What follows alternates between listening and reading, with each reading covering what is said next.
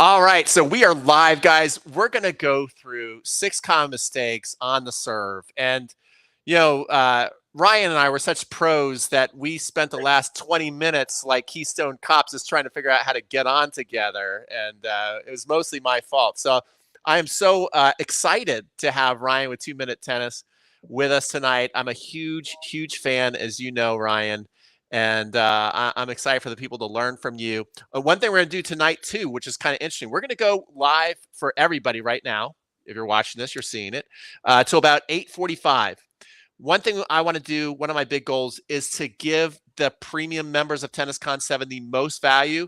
So I twisted Ryan's arm. I'm like, hey, Sunday, 9 o'clock, don't you want to still be live? You don't want to be with your kids. You don't want to be with your wife. Like, let's go live 9 o'clock on Sunday. So we're going to give you an opportunity to upgrade if you're not a member. If you are a member, you just log right in and you're going to see us at 9 o'clock. Welcome, Ryan. Thank you for being here. Peter, I'm super excited. Thank you so much for inviting me. Absolutely. So first of all, before we get into this, and everybody, as you come on in, say hello. I see we're almost at 50 already. I'm sure people will keep pouring in. But let everybody know kind of how you got started with this online thing and what your specialties are online. Do I have specialties? I hope you I do. You have a lot of specialties. Well, I started coaching at a great tennis club back in '97. And I loved it. All I wanted to do was be a tennis coach. I was 12 years old and I wanted to be a tennis coach. I had no aspirations of being a pro player. This is what every parent dreams of, by the way. I hope my kid grows up to be a tennis coach. Well, here's the thing. Luckily, my parents wanted me to be happy, so they rooted me on for it. Oh, that's good. That's what I wanted. So, I've always not tremendously, but always had a slightly entrepreneurial spirit. And back in 2014 is when 2 Minute Tennis started. And then things started to grow and I started doing more video analysis and match play analysis for people around the world. Just this morning at 6 a.m., I had a lesson with a gentleman in Canada. We did match play analysis and technique analysis and footwork analysis on him. But then 2 years later, or 2 years ago, I left teaching on court and now I teach fully online. And the world is my tennis club, and I'm hopefully one of the instructors. The world is my tennis club. That is the greatest line ever. That's awesome. I'm going to tomorrow. You're going to see an email from me. The world is my tennis club. No, this is great. We got Mark Segan on with us, who created True Tennis VR. Have you seen this yet, Ryan? Yes. We actually, Mark. We had Maribon go. We thought he was going to break stuff when we did TennisCon live. By the way, I'm going to reveal something really cool to you guys tonight, where one of you might be able to go to TennisCon live next year for free. For free. We got a lot of people saying hello. Good to see you. Thank you guys so much for tuning in. Okay, Ryan, let's kind of dive on in here. We're already at 82. I'm sure we're going to break 100. Every time we break 100, our guest does a dance for TikTok. Ryan's already picked his out. That's fine. Yeah. All right. Well, the discussion is 6 common serve mistakes you need to avoid. And look, the serve is the most important stroke. And in my opinion, when it comes to helping you hit a better serve, there's nothing like tweaking the grip to help the student create a different racket face, which then in turn allows the student to have a different racket path. And then a whole world of possibilities opens up. When you look at someone who's about to serve, and Peter, you see this if you give lessons. Yeah. The moment somebody starts bouncing the ball, you know everything about their serve. Oh yeah. And it's because the connection of the racket to the hand. And just like a golfer chooses the right club out of the bag, a tennis player needs to choose the right grip, again, to create the correct racket face. So when you have, and we'll just say problem number 1. Okay, problem number 1. We're going through 6 problems, if you guys don't know. 6 problems. 6 problems. But problem number 1 of having the wrong grip is it really limits your ability to create racket speed. When you have the incorrect grip, it is going to produce a situation where you're going to go into the waiter's tray, which is another area we're going to talk about. And it doesn't allow for pronation. It doesn't allow for you to hit slice or a top spin serve. The problem, though, is there's a learning curve when it comes to the right. There's a learning curve that comes to the grip. So the coach needs to be skilled in creating the environment where when the student grabs the racket the correct way and you place it in their hand the correct way, that they have success. I saw something great from Tennis House. He's on. Oh, is he on? DeVore is on, right? He's giving hearts. Oh, look at this. I had no idea that he was on. Yeah. So DeVore showed a great drill when helping students with, and I'd never seen this before. I thought it was phenomenal. Just to create a sense of success when you first put, and I'm going to show you the right grip in a second here. But when you put the correct grip in the student's hand, he had the student stand outside the doubles line. Okay. Not behind the baseline, but like up by the service line, but not in the doubles alley, completely off the court. And as a right-hander, you would stand all the way off to the right. Since we know the ball's going left anyway, Peter, all of a sudden the ball goes in. Now, it's a pretty ridiculous angle that ball is going. Yes. It gets them to understand, oh, wow, if I swing that way, the ball goes that way. Yeah. And all of a sudden they have success. And you can start tweaking them from there. So let's talk about, where the heck is my racket? Let's start talking about all those technical difficulties. Got me all messed up here at the beginning. All right, so check this out. There are two spots on the hand that you want to know about, right? There's the base knuckle of the index finger and the heel pad. And those two spots, when it comes to the mistake and the problem, is players, and this is if you're right-handed, but players place the knuckle and heel pad on panel number 3. They'll go high on 3. By the way, the racket is straight up and down when you're counting the panels. 360 divided by 8. Each panel is 45 degrees different than the next panel. But when you have your knuckle and heel pad on panel 3 or panel 4, boy, does that create a situation where you're just going to be pushing the ball. And it's great for success, Peter. It's great for beginners. It's great for kids. Like if I'm going to go out and play tennis with my wife, I'm not going to like put her in a continental grip and say, okay, pronate, honey. Like that's not going to happen, right? So it's great to start somewhere. But after a while, if you really want to succeed, if you really want to see yourself keep getting better and better and better, and to find out what you're capable of, you got to be able to make that change over to the proper grip. And even for like a topspin serve, you can make a slight adjustment with the heel pad. That's going to make a world of difference. I have noticed a lot. Get on TikTok right now. What happened? We're at 100. No, I'm just kidding. He did what? I didn't think he'd actually do it. I'm no Jabron from Force Tennis. That guy can dance like. We're gonna do that little Apple song. Can I get another bite?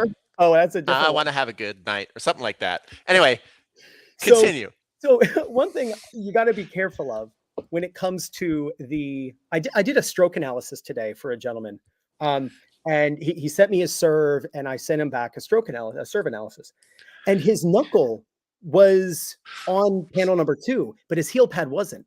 And so there's so much talk. I see so much talk in social media about the grips and like how to find a grip, Peter. And people are talking about the knuckle only. But if you only talk about the knuckle, then you can have the heel pad anywhere because you're pivoting on one point. You need 2 places, to hold the racket correctly. So without a doubt, I think from the start, if you really want to see a huge difference in your ability to hit different types of serves, be able to actually curve a serve and make it go fast and have consistency, get some height over the net on your second serves, it is all about making a tweak on the grip. Okay. I want to talk, before we get to the next thing, Ryan, I want to talk about this, and I want everybody's comment below, and be honest. What grip do you use? Are you using the continental grip? That's kind of what you're talking about, correct? And a lot of coaches, and you're kind of hinting at this, say it's the wrong grip, and that at a certain level you need to change to another grip. And I want to know, like, what do you think that necessary level is? Because I think a lot of tennis players kind of start to feel bad about themselves and go through this journey most of the time by themselves, or they just don't have enough time with expert instruction, enough reps and enough supervision, to where between that 3-0 and 4-0 level, it can really mess up a serve for a long time before it actually starts to become the dominating advantage. Lots of times it is the liability. So, when do you think it's necessary to have a continental grip? And what do you think about 3-0 to 4-0 levels? Should everybody playing 3-0 to 4-0 tennis be committed to change? What's your thought? No. Everyone should be committed to trying it and giving it a puncher's chance. You're not going to find out unless you try it. But look, it isn't the end all be all, but it is the start all. I didn't know how to end that, but at least give it a chance. And if you're a student and you're looking for a way to improve your serve, you have to at least give it a chance. If you're the type of person who doesn't, so let me say this, Peter. I think the reason players, and I'm going to give you later on, we'll be discussing this, but I'm going to give you ways to actually improve the likelihood that you get a continental. But I think people are just trying to hit so flat that they even attempt a continental grip, and then they're halfway through the serve, changing their grip because they're trying to hit flat. If you're actually committed to attempting a continental grip, then you've got to start working on a slice serve. The slice serve, if you can only hit one serve, just hit a slice serve. The flat serve is so overrated. And to be honest, until you can actually hit a great topspin serve, it really isn't hurting your opponent the way, some YouTube thumbnails, I'm not including myself on that, but it's making you think. So the slice serve is so critical. But we'll be discussing ways to increase the likelihood. I will say this, Peter, I have noticed, I don't know about you, but I don't usually trust my students when I ask them what grip they use. Yeah. I'm just going to be honest with you, because what I've noticed is what they tell me isn't actually, and it's not because they're being nefarious or like trying to hide something from me, but they aren't aware, or they think they are, but they just aren't. Yeah, I mean, here's the thing. First of all, everybody on this stream knows what they're talking about when they're, but we do see most people saying continental. I'm between 3-5 and 4-0 and all this stuff, and most people are saying continental. And then Faye says struggling with a continental, and I've in the last 4 years, I've really gone from doing a lot of online instruction, still doing that, but having a lot of online students come to me. They're obsessed with tennis. They're obsessed with online instruction. And they're between that 3-0 and 4-0 level.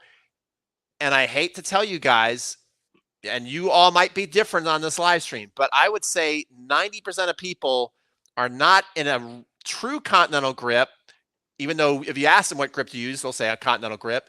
And they almost all have the waiter tray. It's like usually maybe 1 out of 6 or 7 people have the right grip. They do all the stuff that we've been teaching online. So that's another reason why, guys, you guys need to be filming yourself too, just to make sure for sure. Anyway, what are we going to mistake number 2, or what are we doing now? Okay. So the second one is allowing your opponent to see your chest the entire time you serve. So the serve isn't just your arm.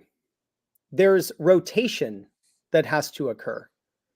And at some point, and it's very much based on the height of your toss, whether you do it before you toss the ball or after you toss the ball, you have to show your opponent your back, or at least get side on to them. Because you watch so many players, and I'll kind of just demonstrate while I'm sitting here. Do you want me to put you in the solo layout? I can give you a nice little solo layout. Yeah, let me just. All right. Perfect. There you go. Take over. Look at that. I'm not dancing anymore. I don't care if there are a million people. I'm done dancing. You watch so many players, and when they serve, they'll serve like this. And notice the whole time I'm serving, you can see my chest. Yeah. And what that doesn't allow is something Vic Braden talked about 50 years ago, which is elbow the enemy, where you're elbowing someone behind you. It doesn't allow for a corkscrew as you go. If any of you, if you're from the States, you're well aware of baseball and the idea of turning the body and then uncoiling. Look, you can't uncoil unless you coil. Like, you've got to actually turn. And so it makes a lot of sense when players serve at the very beginning, and it stays with them throughout their levels as they go from 2-5-3-0, 3-5-4-0. They tend to face too much forward and then just swing with their arm. And so this would be something to check on. And actually, when you film yourself, and again, I'm going to give you tips on how to actually do this stuff, because it isn't just show the back to your opponent. You actually have to kind of trick your body into doing these things. But when you are going out, Peter, as you mentioned, and filming yourself serving, film yourself and put your phone at the net. Instead of filming yourself from the back, put your phone at the net, just on the ground if you want, and then just serve. And see, when you review the footage, if when you're serving, does your opponent see your back? Like, is there any time when the back turns, or is it just the chest the whole time? And when you have your chest visible the whole time, it's going to lead to you hitting really flat. It's going to lead to you arming the ball. It's going to lead to a waiter's tray position. It's going to lead to a whole host of situations that are obviously holding us back. Mm-hmm. And this is one of the things, Peter, that actually causes players to struggle with a continental grip. Yeah. Right. And so, like, for us who use a continental, you're like, oh yeah, that makes total sense. A lot of times the body, like the player is willing to use a continental. The coach puts them in the continental, and then the student faces their target, and then they swing toward their target, and the ball hits their doubles partner in the head, and they're like, well, that was a waste of money getting a lesson. And then they don't come back. And so there's a relationship, right? It's grip, body, swing. The swing is built on the foundation of the grip and the body.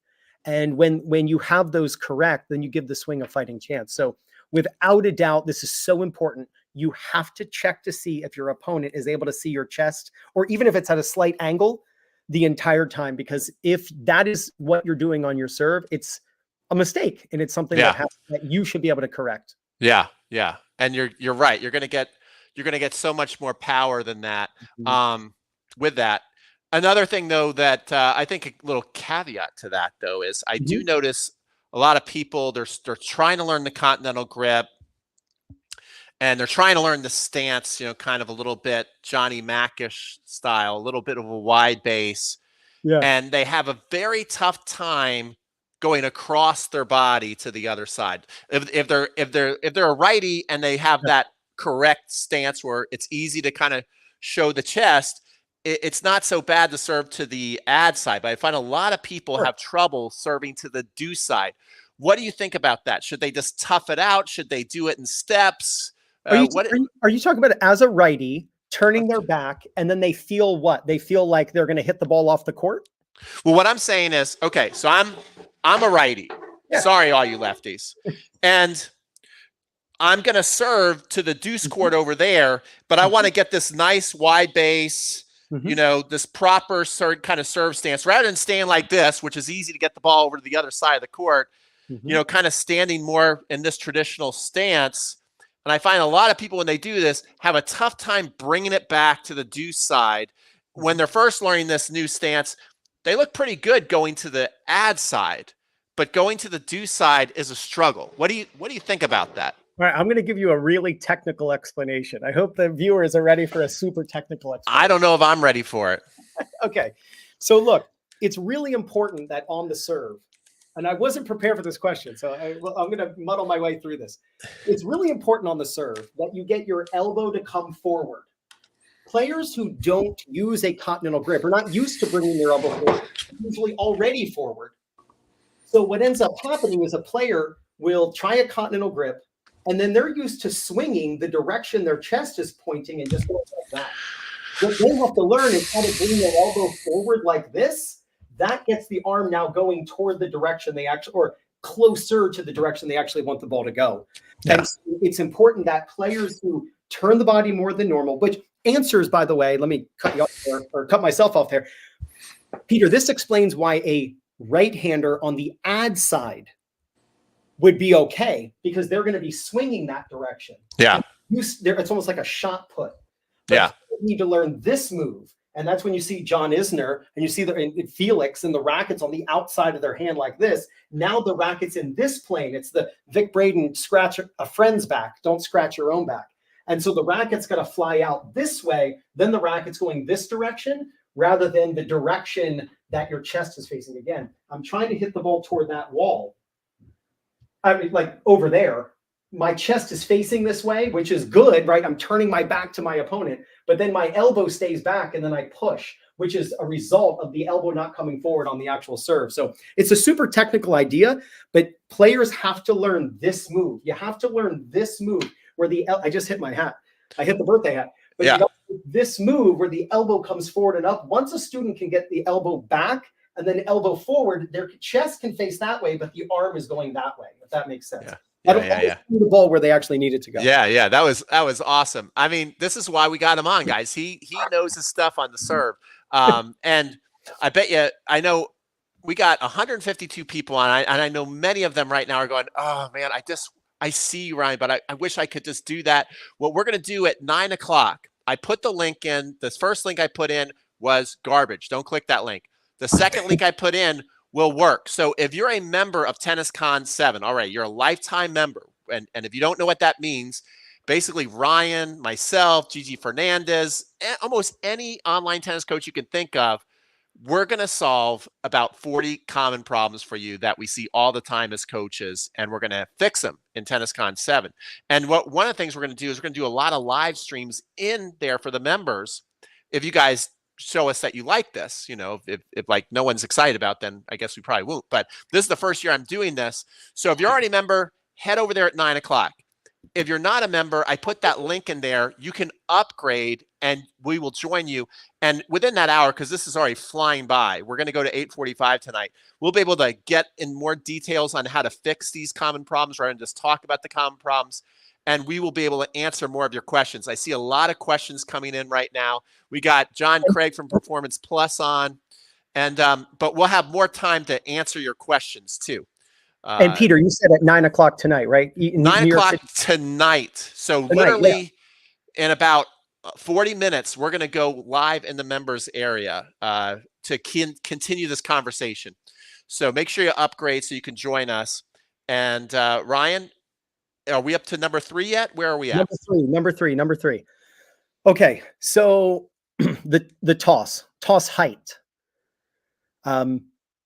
Tossing too high. Number 3 mistake that players make is they toss too high. Peter, we're all trying to have an efficient swing, right? An efficient swing doesn't take that long. There's this idea, well, if I toss higher, I'll have more time to hit the ball. It's actually the opposite. The higher you toss, the less time you have to hit the ball, because the ball drops 9.8 meters per second, and it flies through the window of opportunity very quickly. What we want is very little time to swing. Maybe not very little, but not a lot, we'll say. Not a lot of time to swing, which gives us a lot of time to hit the ball. We're all trying to give ourselves the best chance to have a consistent toss. We're trying to have a situation where we're willing to swing fast because we can trust where that ball is going to be. The higher we toss the ball, the more variance it's going to have. If you're really long off the tee in golf, it's actually more difficult to stay on the fairway. The farther it goes, any difference in the club face makes a world of difference. For me, 400 yards down the fairway. Yeah, right. But the idea is, if we can toss lower, we actually simplify the timing. There are so many issues in the swing that occur because players toss too high, and they think, well, if I toss high, I'll have a lot of time. Well, what ends up happening is players will let me see if here we go. They'll refinger their grip. They'll look for things. They'll look for things for the racket to do. You'll see players pause. You'll see players put the racket behind their head, then they'll bring it back, and then they go, because they're wasting time for good reason, because they've tossed so high. Another thing, and by the way, this is a little bit of a pet peeve of mine, because I have videos on, I've made so many videos on this topic, is have you ever heard people talk about an early racket drop? You ever heard of Yeah. this?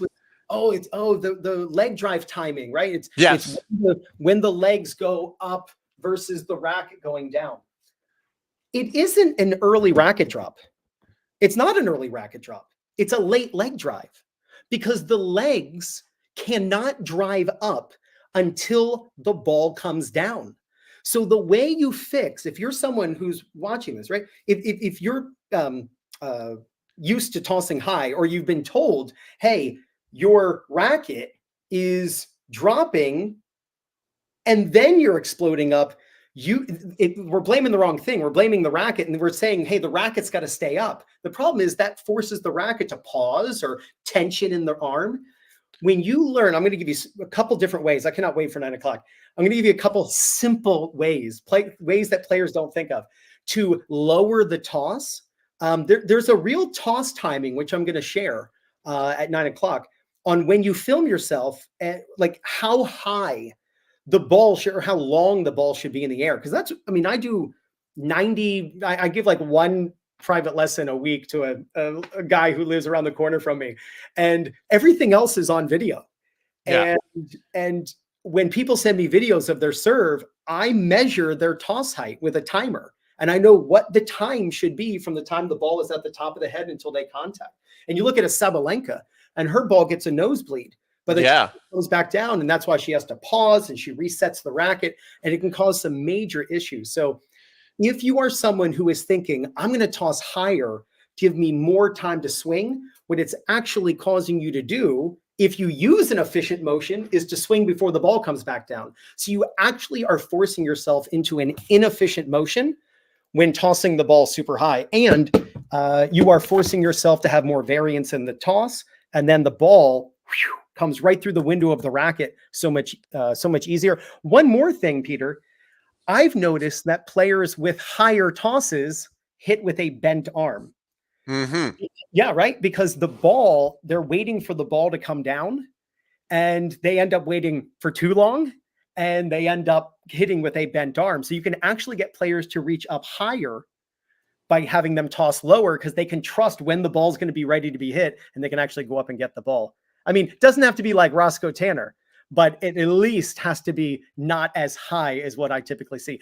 Of the serve analysis, I do a lot each week. I would say at least 40% of the players have a toss that is just way too high. And if they learned like a birthday hat concept or a racket path concept that really creates acceleration, they would actually swing and miss, and there'd be no ball to hit, no matter how much they delayed the arm and tried to scissor the arm and have the racket weighed at the bottom. It just wouldn't work. Yeah, that is very, very good stuff. Let me exit the solo layout so I can come back and join you. That we got 151 people on. This is super exciting. Thank you so much for being here, Ryan. People are absolutely loving tonight's content. We're at 8:30 right now, guys. In 15 minutes, we're gonna basically sign off so Ryan and I can get ready to jump into the members area, and then you can join us, and we'll be able to answer questions. Ryan's going to give more of these fixes, go a little bit more in detail, because you can see going through all this stuff, setting it up just takes time. And so we want to take a little more time with our members tonight. One thing that I had a question, because you mentioned Roscoe Tanner. I know you're a big fan of a lower toss. Who do you think has the best toss? Like if we could just clone one player and give everybody that toss, who would that player be? Well, I think there's a couple. The Bryan brothers have just amazing serves. And it's a serve that allows them to go forward, low toss. You look at JJ Wolf, there's a little controversy on whether people should be using a J toss, but he's hitting the ball really low. I mean, look at Kyrgios. His toss is not high at all. Ben Shelton, he has a very low toss. And so these are tosses that allow for acceleration. Yeah. And so just realize when you toss high, you have to wait. And waiting is slow. Yeah. When you toss lower, you get to step on the gas and go. But Yeah. To me, look, we talked about this in April. I'm a big JJ Wolf fan. I know. Yeah, from many different strokes, not just the serve. Yeah. Well, I watched him in Cincinnati. I mean, first of all, he is awesome when you watch him up close. I watched him in Cincinnati at this club that we teach the masterclass clinic in, and yeah, I mean he's pretty awesome player. But I know you love some JJ Wolf. All right, very cool. So that is That was mistake number 3. All right. Okay, Ready for let's go 4? into 4. Yeah. Yeah, it's the waiter's tray, right? It is the laying the racket open. So it's probably the number one issue that is talked about on YouTube. And when a player, if you want to put me on full screen, and that way I'm putting you on the absolutely. Cool. Go for it. I just want to make sure I don't go out of the screen here. So when a player goes into a waiter's tray, what almost always happens is they have no circular motion. So you want to think of the serve possibly as a lasso, like yeehaw, right? Now, when a player, there's a difference between feel and real. And a lot of times players, when they hear me or you or John over high performance or whatever, DeVore, whatever, they hear us give a feel concept and they take it literally as a reel. So when I'm telling you to think of it more like a lasso, it really is the case, but it's not actually going to happen. But you don't get that circular motion when you go into the waiter's tray. So what you see with players in a waiter's tray, usually because of the grip as well, but they point the strings to the sky and then they push the ball. And it just instantly creates a situation where you put a cap on the amount of racket speed that you're able to produce. You're also not able to hit topspin. You're not going to be able to slice the ball. And you end up pushing the ball. If you're the type of person who hits very slow second serves, or if you're the type of person who's been told, hey, your first serve is really good when it goes in, that's not a compliment. What they're telling you is it never goes in. Right? So having the strings facing up like this, it always produces, not always, but 99 times out of 100, it produces the racket pausing and then having to restart again. It also produces backspin. So when players have their strings facing up, they will pull down to create the racket face being square against the back of the ball. So they pull down, right? That puts backspin on the ball. Some players, they'll reach out to me on direct message on Instagram, Peter, and they'll say, why do my fastest serves never go in, no matter how low they go over the net? It's because the ball has backspin. We know when we hit a golf ball, the ball rises because of the high pressure on the bottom of the ball, low pressure on top, and the ball rises. So when you point your strings up like this, you get low amount of racket speed. And if you do want racket speed, you got to really muscle it. And that's why the second serves become, as Vic Braden says, helium balloon balls that just like go over the net at 20 miles an hour. So having your strings facing up, it's one of the hardest things to do. I have a couple drills that are going to make all the difference in the world. One that you might have never seen me demonstrate, because there are a couple classic ones, but one that is absolutely guaranteed to get rid of your waiter's tray serve, and to get you doing something that maybe you've never done before, which gets you into the correct and proper motion going up to the contact with a circular path. So waiter's tray, it's a killer. Again, if somebody's just learning to play tennis and they're having fun and they're getting the ball over the net with a waiter's tray, look, of course, we all start somewhere. We all started with training wheels on our bikes, but there's nobody in the Tour de France with training wheels. And you got to learn how to, you got to at least learn how to get away from it. I'm not a professional tennis player. I'm not a pro athlete, but at least if you give students a chance, a fighter's chance to actually get out of these positions, then one, it gives them hope and they can have fun in the improvement process. And then a couple times they're going to crack a serve and they'll never go back to going into the waiter's tray again. Yeah. Guys, comment, be honest. Who out there thinks they have a waiter's tray?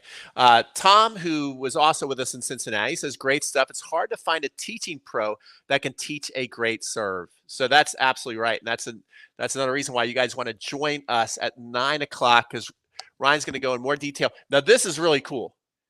Michael Loriola, I used to teach him about 20 years ago in California. Wow. And we had the greatest time. We would have lunchtime lessons, and he would imitate Eli Nastasi, and I would imitate John McEnroe. and he loved my McEnroe impression. So one time we're having a lesson, and there's a deck up above the court, and Wait, hold on, he, Peter. You got to put me side by side with you. I want to see your oh face as you're telling the story. okay. Let me see.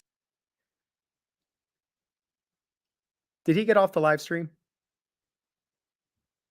Did To Peter stay. leave the live No, stream? I'm here. There I'm you go. here. Okay. So anyway, we'll get through this real quick. Yeah.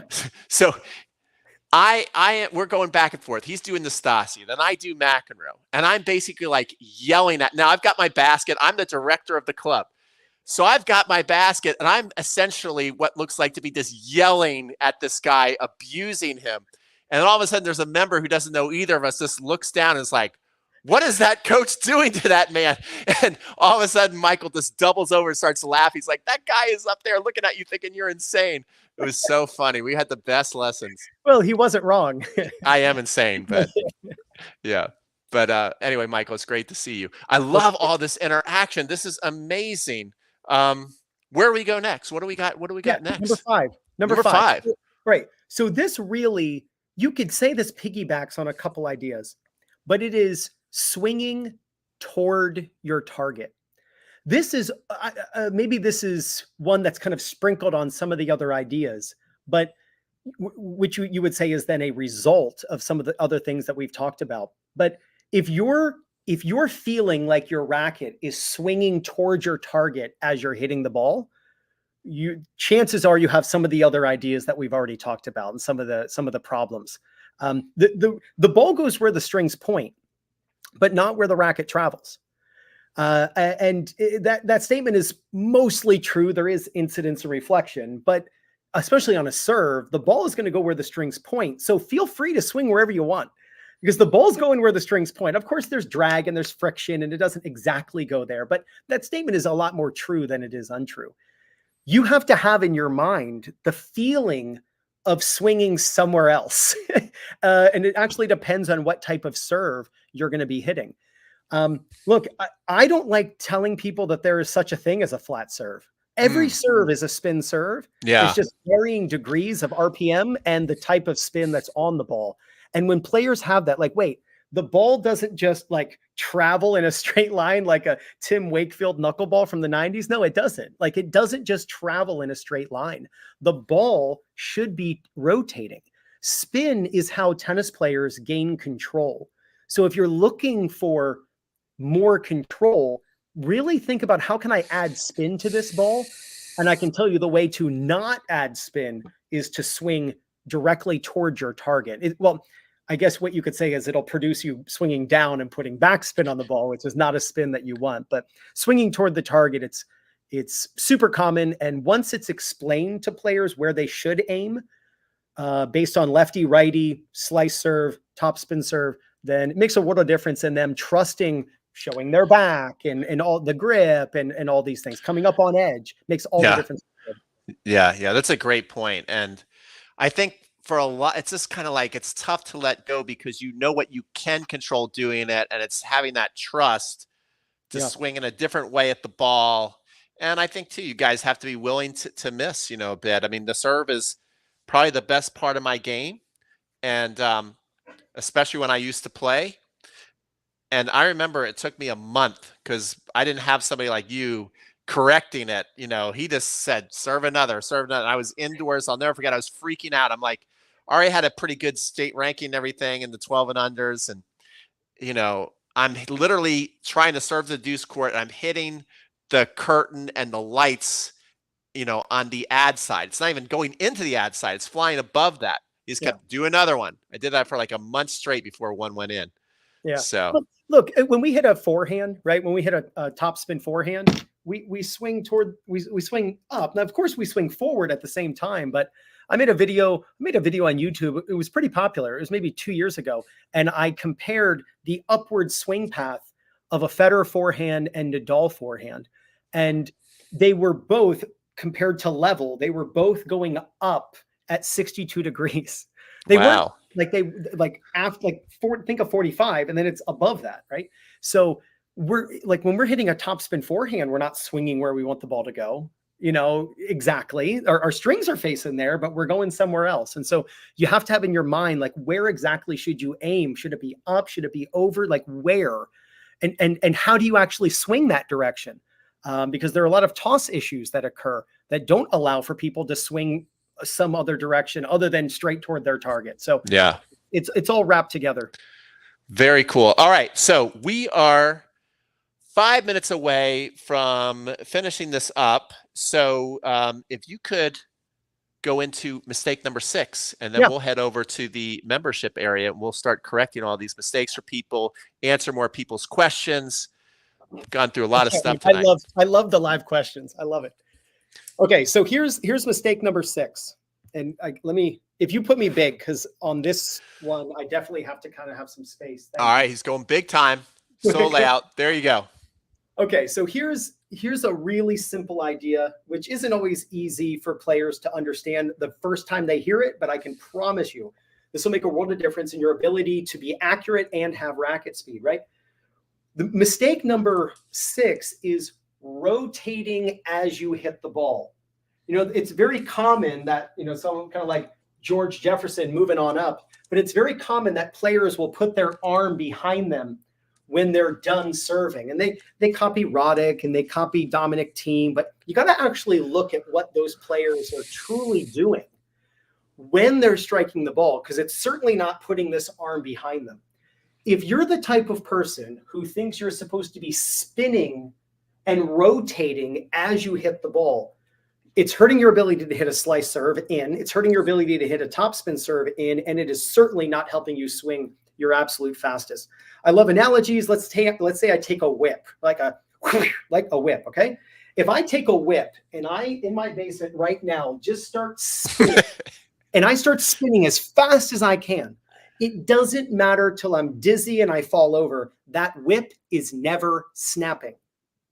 The only way to get the whip to snap is to stop my body or to stop the handle, and then the energy goes to the end of the bullwhip, and that's the crack of the sound barrier, and that's when you hear the snap of the whip, the crack of the whip. So we are very similar in that case when it comes to serving. If we are just spinning as we hit the serve, our racket and our arm doesn't get the chance to accelerate faster than our body. So we have to use a certain technique that is going to help us. Remember that turning the body so that we're going to, show our back to our opponent. If you turn your body and you show your back to your opponent, that's the coil. Well, then we want to learn to uncoil. Well, if we uncoil and then we just spin around, we're not going to hit our fastest. So there is a really simple technique. I mean, you can learn it day one in order to get your body to not over rotate and how to accelerate your arm so much faster. And this is one of those things. You look at Ben Shelton, you look at JJ Wolf, you look at these players. You know who's amazing at this is Nadal, by the way. Nadal I think he has an underrated serve. I think it's the leftyism in him. When I look at his serve, because I flip it for people and I flip it during lessons, Zoom lessons and stuff, and I watch his serve right-handed, it is so clean. Mm-hmm. He's hitting the ball. He has zero rotation. Let me see where I can stand so that comment is not in the way. There is zero rotation in his body as he hits the ball. But there's a specific technique that you have to use that unlocks it instantly. This is not some amazing trick that I'm going to tell you that, that doesn't work. I mean, this works like a charm in getting your body to stop. And that's when you actually get that racket to accelerate so much faster. And I'm super excited at 9 o'clock to share it with everyone. Wow.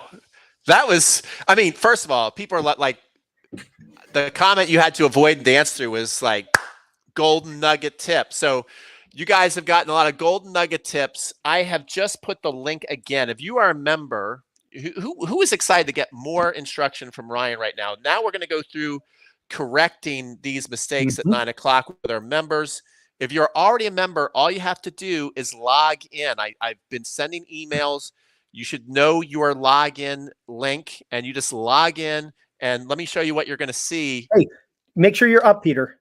Oh, I'm so mesmerized by you, Ryan, that I just cannot even fathom. So I'm taking over the screen. Thank you. It's about So time. so anyway, in your members area, you see this. It's right there. It's a private serve lesson Sunday night, and you click on that. And then also, if you want to comment, like there'll be a YouTube icon that will come up. I'll be sure to be checking that out. So if you want to ask questions, you basically click that YouTube icon. So this will be in your membership. We already have a lot of bonus lessons. We actually have a master class from Ryan also in the membership already on the serve. So there's a master class in there. There's a master class with Gigi. There's a master class already with Dr. Markovacs, Racket Flex on the forehand. So it's already got bonuses in there. We're going to put all our live streams that we've been doing. You notice we're going live stream crazy. We're going to put all our live streams in the members area this year that we've been doing leading up to TennisCon through TennisCon. So that will all be there. And then we know once October 23rd comes, you basically see Monday, Tuesday, Wednesday, Thursday, Friday. We're basically going to be putting content in there that you're going to love. Just like it's like you're getting Christmas under the Christmas tree every day. You're getting presents under the Christmas tree every day. So make sure you click the link, and we'll see you there at 9 o'clock. Now I'm going to bring Ryan back, and I want to make a big announcement with that I think will be pretty exciting. So another thing, guys, if you upgrade and become a member, you're getting all 40 fixes to common problems that Ryan and I see every day. You see how we're talking like this? I mean, we see this every day, as well as you have the best instructors there. You're going to get 4 master classes in there which show all the live streams are there. I'm also, because this is my favorite event of the year, and I just see so many amazing presentations. I always learn so much, but I know that you guys might get a little stuck and lost. For 365 days, if you run into a problem on your serve, your forehand, your backhand, you come off the court, you can't believe you lost to that pusher again, you can ask me a question in this thing called Video Ask, and I will come on and look at your serve, your forehand, free. This is like easily $3,000. I mean, I think if you ask a coach to do this, they would have to charge you $10,000 for the year. I'm going to do it for free if you become a lifetime member. So make sure you upgrade. And then the final thing, Ryan, how fun was TennisCon Live last year? Oh, it was a blast. It was an absolute blast. It was so much fun. I actually finally got to meet you and all the other coaches. It was phenomenal. Great place, great food, great fun. It was just amazing. Yeah. So we're going to do TennisCon Live again. Same place, Gigi's place down in Innsbruck, Florida. Gigi Fernandez was there. Ryan was there. Kevin Garlington was there. Master Pro Jorge Capestain was there. Maribon Aranchad was there. John Craig was there. Jeff Greenwald was there. And I was there. Okay. And it was awesome. And what we're going to do, I talked to Gigi about this. Only for members this year, we're going to pick one TennisCon member to come for free. So when you upgrade, you have a chance. And I haven't figured out if we're just going to do a raffle, but I kind of feel like I want to make like a challenge. Like the person who learns the most over TennisCon maybe should be able to come for free. But if you do upgrade, it might be a raffle. It might be something else. I don't know how we're going to pick the winner, but we're going to pick one person who is a lifetime member of TennisCon 7, and you can come for free and train with us. This is $3,450 what people paid to come last year. And they all loved it too. Everybody after that, we had a great time. All right, I'm going to put the link in one more time, and then Ryan and I are going to have to skedaddle and get over to the members area. So here we go. Oh, Tom Nordstrom, he's probably already got like $10,000 worth of coaching from me on that. He's all over that Video Ask. I'm like, Tom is using that, and it's so fun. So yeah, I bury with Pete with videos and questions, and I come on. I mean, I appreciate people who really want to get better. That's what this is all about. You know, we put the effort in with the coaching. It's like you guys step up too with the studenting, and we'll see you guys in a couple of minutes. Ryan, you have anything that you want to say before we figure out how to get in the members area? We're new at this, so I'm a little nervous. No, we'll get there. Pete, this was just an absolute blast. I love talking to you. It's so much fun. I thought, first off, I can't believe what time it is. That felt about 3 minutes long. So that was incredible. So thank you so much for the opportunity. All right. I already see a couple people have signed up for a new membership. And if you already are a member, just log in. So just log in if you're already a member. If you're not a member, make sure to go that link that I put there. You also should be getting an email from me that has the link, and you just click on the link, you upgrade, you'll set up your user and your password within a minute or so, and then you log in. If you have trouble logging in, you can send me an email to, I see another person signed up. You send an email to crunchtimecoaching@gmail.com, and I will try and get you in. If I can't get you in tonight, I'll definitely make sure to get you in tomorrow morning, and you can watch the replay and you can see all Ryan's fixes. And then whenever we do other live streams for members, you're in there. You'll know how to get over the growing pains of it. But we're going to try to get everybody in that we can who wants to be there. So again, make sure I'll put the link in one more time. It looks like this person just successfully set up their new member. The people who are signing up have set up their new members successfully, which takes stress away from me. So you guys are doing a great job. And I'm going to put the link in one more time. And that is the link. It's there. You click on the link. You go register. We're going to be there at 9.